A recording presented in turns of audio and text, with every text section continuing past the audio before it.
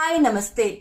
ಚಿಕ್ಕವರಿಂದ ದೊಡ್ಡವರವರೆಗೂ ಒಂದು ಕಾಡುವಂತ common problem ಅಂತ ಇರ್ಬೋದು, ಸಮಸ್ಯೆ ಅಂತ ಇರ್ಬೋದು, ದಟ್ ಇಸ್ ಟೆನ್ಷನ್. ಇದರ ಟೆನ್ಷನ್ ಜಾಸ್ತಿ ಆದಾಗ ಇದಕ್ಕೆ ನಾವೇನಂತೀವಿ ಹೈಪರ್ ಟೆನ್ಷನ್ ಅಥವಾ high blood pressure.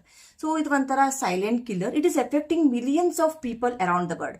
So high B P ಅಂದ್ರೆ the force of blood pushing against the walls of the arteries. So arteries ಅಂದ್ರೆ blood vessels that carry the blood. Heart ಇಂದ blood ತಗೊಂಡು ಎಲ್ಲದಕ್ಕೂ ಸಮ್ ಆಕ್ಸಿಜನ್ ರಿಚ್ ಬ್ಲಡ್ ಅನ್ನ, nutrients ಅನ್ನ ಎಲ್ಲಾ parts of the ಬಾಡಿಗೂ ಇದೆಲ್ಲ supply ಮಾಡುತ್ತೆ. ಅದ ವೇನ್ಸ್ ಏನ್ ಮಾಡುತ್ತೆ ಅಂತಂದ್ರೆ ಬಾಡಿಯಲ್ಲಿರುವ ಬ್ಲಡ್ ಅನ್ನ ಮತ್ತೆ ವಾಪಸ್ ಹಾರ್ಟ್ಗೆ ಮತ್ತಿದು ಕಳಿಸುವಂತದ್ದು ಅಂತ ಹೇಳಿ.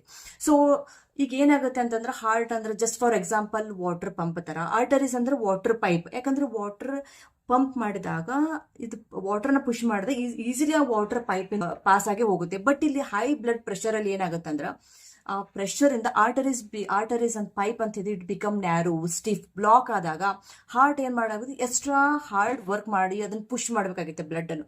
ಆವಾಗ ದಟ್ ಪ್ರೆಷರ್ಗೆ ಏನಂತ ಆಗುತ್ತೆ ಅಂತಂದ್ರೆ ಹೈ ಬ್ಲಡ್ ಪ್ರೆಷರ್ ಅಂತ ಹೇಳ್ತೀವಿ. ರೀಸನ್ಸ್ ಹೇಗೆ ಬರುತ್ತೆ ಅಂತಂದ್ರೆ ಭಯ, ಆತಂಕ, ಮೇನ್ ಇಸ್ ದ ಟೆನ್ಷನ್ ಅಂತ ಹೇಳ್ತೀವಿ.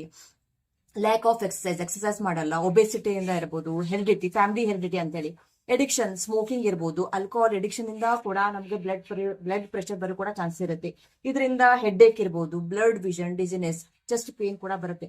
ಇಲ್ಲಿ ಹಾರ್ಟ್ ಜಾಸ್ತಿ ವರ್ಕ್ ಮಾಡಿದಾಗ ಇಟ್ ಈಸ್ ಎಫೆಕ್ಟಿಂಗ್. ಇದರಿಂದ ಹಾರ್ಟ್ ಇಂದ ನಮ್ ಕಿಡ್ನಿ ಆಗ್ಲಿ, ಬ್ಲಡ್ ವೆಸಲ್ಸ್ ಆಗ್ಲಿ, ಬ್ರೈನ್ಗೂ ಕೂಡ ಎಫೆಕ್ಟ್ ಆಗೋ ಕೂಡ ಚಾನ್ಸಸ್ ಇರುತ್ತೆ.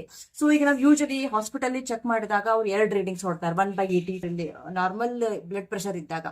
ಮೇಲಿಂದಕ್ಕೆ ಸಿಸ್ಟಾಲಿಕ್ ಅಂತ ಹೇಳ್ತೀವಿ, ಸೆಕೆಂಡ್ ಕೆಳಗಿನ ರೀಡಿಂಗ್ ಕೆಳಗಿನ ನಂಬರ್ ಡಯಾಸ್ಟಾಲಿಕ್ ಅಂತ ಹೇಳ್ತೀವಿ. ಸಿಸ್ಟಾಲಿಕ್ ಅಂತಂದ್ರೆ the pressure when heart contracts and the pumps the blood out.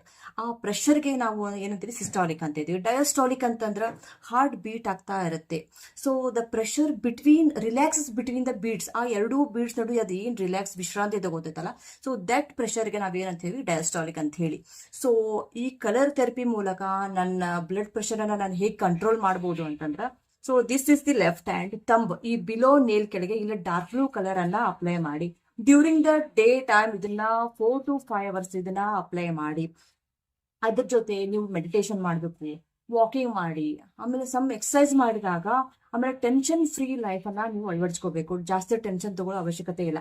ಯಾಕಂದ್ರೆ ನಾನು ಆಲ್ರೆಡಿ ಬಿಫೋರ್ ಎಲ್ಲ ವಿಡಿಯೋಸ್ ಅಲ್ಲಿ ಎಲ್ಲ ಹೇಳಿದ್ದೀನಿ, ಲಾಸ್ಟ್ ವಿಡಿಯೋಸ್ ಅಲ್ಲಿ. ಸುಮ್ಮನೆ ನಾವು ಟೆನ್ಷನ್ ತಗೊಂಡಾಗ that will be stored in sub conscious mind, just like ಒಂದು ಮೆಮರಿ ತರ.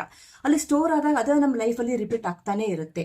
ಸೊ ಇವತ್ತಿಂದ ಏನ್ ಮಾಡಿ, ಕಲರ್ ಥೆರಪಿಯನ್ನ ಅಪ್ಲೈ ಮಾಡಿ. ಅದ್ರ ಜೊತೆ ಒಂದು ಮನೆ ಮದ್ದು ಅಂತ ಹೇಳಿ ರಾ ಲೇಡೀಸ್ ಫಿಂಗರ್ ಅಂದ್ರೆ ಬೆಂಡೆಕಾಯನ್ನು ಬೆಳಗ್ಗೆ, ಮಧ್ಯಾಹ್ನ ಮತ್ತು ರಾತ್ರಿ ಊಟದಕ್ಕಿಂತ ಮೊದಲ ಬಿಫೋರ್ 15 to 20 minutes ಬಿಫೋರ್ ಒಂದೊಂದು ಬೆಂಡೆಕಾಯನ್ನ ರಾ ಲೇಡೀಸ್ ಫಿಂಗರ್ ಅನ್ನ ನೀವು ಹಸಿದಾಗ ತಿನ್ಬೇಕು. ಮಾಡಿದಾಗ ವಿತಿನ್ 7 to 15 days ಅಲ್ಲಿ ಆ ಬ್ಲಡ್ ಪ್ರೆಷರ್ ಅದು ಕಂಟ್ರೋಲ್ಗೆ ಬರುತ್ತೆ. ನೀವು ಚೆಕ್ ಕೂಡ ಮಾಡ್ಕೋಬಹುದು. ಸೊ ಈ ವಿಡಿಯೋ ನಿಮಗೆ ಇಷ್ಟ ಆದ್ರೆ ಪ್ಲೀಸ್ ಲೈಕ್ ಮಾಡಿ, ಶೇರ್ ಮಾಡಿ, ಸಬ್ಸ್ಕ್ರೈಬ್ ಮಾಡಿ. Be healthy, keep smiling. Thanks for watching.